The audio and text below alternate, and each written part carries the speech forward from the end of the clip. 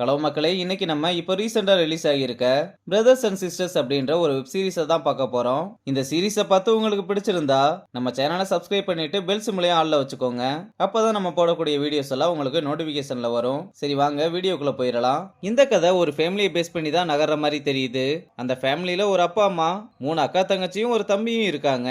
அதுல நமக்கு மூத்த பொண்ணான ஜெயஸ்ரீன்ற கேரக்டர் தான் ஃபர்ஸ்ட் காமிக்கிறாங்க.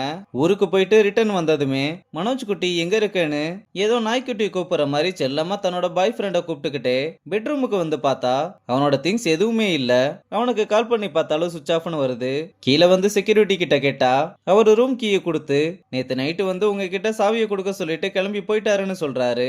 இதனால அவளுக்கும் என்ன பண்றதுன்னு தெரியாம அவளோட ஃப்ரெண்டுக்கு கால் பண்ணி விஷயத்த சொல்ல, சண்டை ஏதாவது போட்டீங்களான்னு கேட்டா இல்லைன்னு சொல்றா.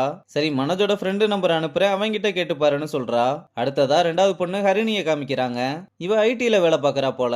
அவ வந்ததுமே அங்க வேலை பார்க்குற எல்லாரும் வச்ச கண்ணு வாங்காம அவளை சைட் அடிச்சுக்கிட்டு இருக்கானுங்க. அப்போ ஒருத்த வந்து நான் ஊருக்கு போறதுக்கு லீவ் வேணும், நீ வந்தா மட்டும்தான் ஹெச்ஆர் லீவ் கொடுப்பான்னு கூப்பிட, என்னாலலாம் முடியாது, அவன் வலியுறேன்ற பேர்ல என்னென்னமோ பண்ணிக்கிட்டு இருப்பான்னு சொல்ல, காலில் விழுகாத குறையா கெஞ்சி கூத்தாடி அவளை எப்படியோ கூப்பிட்டு வர்றான். ஃபர்ஸ்ட் இவன் வந்து லீவ் கேட்க எரிஞ்சு விழுந்தவன் ஹரிணி வந்ததுமே அவனை போய் தொலைடான்னு அனுப்பிவிட்டு, உனக்கு நான் ப்ரொபோஸ் பண்ணி 45 நாள் ஆச்சு, ஆனா நீ இன்னும் எந்த பதிலும் சொல்லாம இருக்க, எனக்கு இந்த லவ் எல்லாம் செட் ஆகாது, அது ரொம்ப பெயின்ஃபுல்லான ப்ராசஸ்னு சொன்னா, என்ன பெயின், நான் ஒன்னும் அவ்வளோ வைலண்டான ஆளெல்லாம் கிடையாது சார், உங்க மேல எனக்கு கொஞ்சம் கூட இம்ப்ரெஷனே வரலைன்னு சொல்ல, உடனே அவளோட வாய்ஸ்ல மெமிக்ரி பண்ணி பேசி இப்ப இம்ப்ரெஷன் வந்துச்சான்னு கேட்டா, இப்படிலாம் பண்ணா பயந்தா வருது, ரொம்பலாம் பிராக்டிஸ் பண்ணாதீங்க, ஏதாவது கலண்டர் போகுதுன்னு சொல்லிட்டு போறா. அப்புறம் 3வது பொண்ணு மீராவை காமிக்கிறாங்க. அவ கிரிக்கெட் பிளேயர் போல.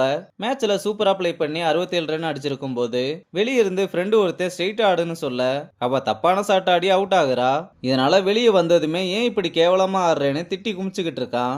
அப்ப மீராவோட ஃப்ரெண்டு கடுப்பாயிட்டு, விளாட தெரியாம தான் 67 ரன் எடுத்தாளா, ஏதோ இவன் கோச் மாதிரி பேசிக்கிட்டு இருக்கான்னு சொன்னா, என்னடி இப்படி சொல்லிட்ட, அவன் சின்ன வயசுல இருந்து என் நல்லதுக்காக மட்டும்தான் எல்லாமே பண்ணியிருக்கான்னு அவன் திட்டுனாலுமே அவனுக்கு சப்போர்ட் பண்ணி பேசிக்கிட்டு இருக்கா. ஃப்ரெண்டுக்காரியும் என்னைக்காவது ஒரு நாள் டிராமா பண்ணிட்டு போக போறான், அப்பதான் உனக்கு புரியும்னு சொல்லிட்டு போறா. இங்க வீட்டுல அம்மா எல்லாருக்குமே சமையல் வேலை பார்த்துக்கிட்டு இருக்காங்க. அப்ப ஹரிணி வந்து வாசனை வீட்டு முக்கு வர அடிக்குது, அப்படி என்னம்மா சமைச்சுக்கிட்டு இருக்கேன்னு கேட்க, உனக்கு சிக்கனு, தங்கச்சிக்கு பன்னீர், அப்பாவுக்கு இட்லின்னு ஆளாளுக்கு ஒவ்வொரு ஐட்டமா சலிக்காம பண்ணியிருக்காங்க.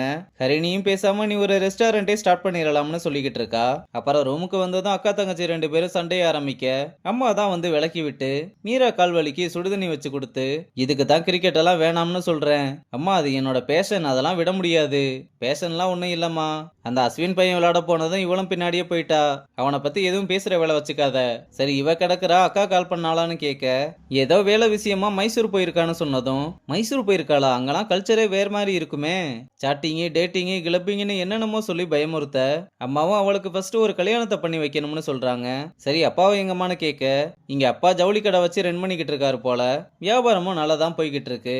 அப்ப யாரோ கால் பண்ணி எப்போ வருவீங்கன்னு கேட்டதும், இப்ப வந்துடுறேன்னு சொல்லிட்டு வேகமா காலை கட் பண்றாரு. அப்ப அம்மாவும் கால் பண்ணி சமையல் எல்லாம் முடிஞ்சது, எப்போ வருவீங்கன்னு கேக்குறாங்க. அப்பாவும் நான் வர கொஞ்சம் லேட் ஆகும்னு சொல்லிட்டு வெளியே எங்கேயோ கிளம்புறாரு. இங்க கடைசி பையன் ஜக்குவோட இன்ட்ரோவை கொடுக்க, நம்ம பையன் டிஜேவா பார்ட்டியில பாட்டை போட்டு வைப் பண்ணிக்கிட்டு இருக்கான். அப்போ ஒருத்தி வந்து என் பேரு மதுன்னு அவளை அறிமுகப்படுத்திட்டு, எனக்கு பிடிச்ச சாங்க பிளே பண்ண முடியுமான்னு கேக்குறா. இவ்வளவு அழகான பொண்ணு கேட்டு முடியாதுன்னு சொல்ல முடியுமா, ஆனா நான் சொல்லுவேன்னு முடியாதுன்னு சொன்னதும் பாவம் அவளோட மூஞ்சே செத்து போச்சு. இங்க ஜெயஸ்ரீயும் மனோஜோட ஃப்ரெண்டுக்கு கால் பண்ணி, உங்ககிட்ட ஒரு முக்கியமான விஷயம் பேசணும், நேரில் வர முடியுமான்னு கேட்க, அவனும் சரின்னு லொகேஷன் அனுப்புங்க, நான் வேலையை முடிச்சுட்டு வரேன்னு சொல்றான். இந்த பக்கம் ஜக்கு சாப்பிட்டு முடிச்சுட்டு கிளம்புனதும் அப்பா வந்து, என்னடா இப்பதான் வீட்டுக்கு வந்தேன்னு கேட்கிறாரு. ஒரு ப்ரோக்ராம் இருந்துச்சுப்பா, அதான் லேட் ஆயிருச்சு, படிச்ச படிப்புக்காடா வேலை செய்யற, 4 பேர் டான்ஸ் ஆடுறதுக்கு பாட்டு போட்டுக்கிட்டு இருக்க, இதுல உன் இஷ்டத்துக்கு லேட்டா வேற வர்ற, நீங்க மட்டும் சீக்கிரம் வந்துட்டீங்களா, அம்மாவுக்கு டயபெட்டிஸ் இருக்குன்னு தெரியும்ல, அவங்க உங்களுக்காக இன்னும் சாப்பிடாம வெயிட் பண்ணிக்கிட்டு இருக்காங்கன்னு சொல்ல, டேய் ஏன் பொண்டாட்டி எப்படி பாத்துக்கணும்னு எனக்கு தெரியும், நீ ஒன்னும் எனக்கு அதை சொல்லித்தர தேவையில்லைன்னு திட்ட ஆரம்பிக்க, அம்மா வந்து அப்பாவை கூல் டவுன் பண்ணி சாப்பிட வைக்கிறாங்க. ஆனா அதுலயும் பாதியை மட்டும் சாப்பிட்டு போதும்னு சொல்லிட்டு கை கழுவிட்டு கிளம்புனதும் அம்மா ரொம்பவே சோகமாயிடுறாங்க. இங்க மனோஜோட ஃப்ரெண்டு வருவோம் அவனை காணோன்ற விஷயத்த சொல்ல, அவனும் உங்களுக்குள்ள ஏதாவது சண்டையான கேட்க, அப்படிலாம் எங்களுக்குள்ள எதுவுமே இல்ல, அவனுக்கு ஏதாவது ஆயிருக்குமான்னு பயமா இருக்கு, போலீஸ் கம்ப்ளைண்ட் ஏதாவது கொடுக்கலாமா, ஏங்க அவன் எல்லாத்தையுமே பேக் பண்ணிட்டு போயிருக்கான், அவசரப்படாதீங்க, நானும் விசாரிச்சு பாக்குறேன், கண்டிப்பா அவனுக்கு எதுவும் ஆயிருக்காதுன்னு ஆறுதல் சொல்றான். இங்க மீரா மேட்ச்ல 67 ரன் எடுத்தது பேப்பர்ல வந்திருக்கு, அதை எல்லார்கிட்டயுமே காமிக்க, அப்பாவும் ரொம்ப பெருமையா ஜக்குவை கூப்பிட்டு கூப்பிட்டு மீராவை பார்த்து கத்துக்கோடான்னு சொல்றாரு.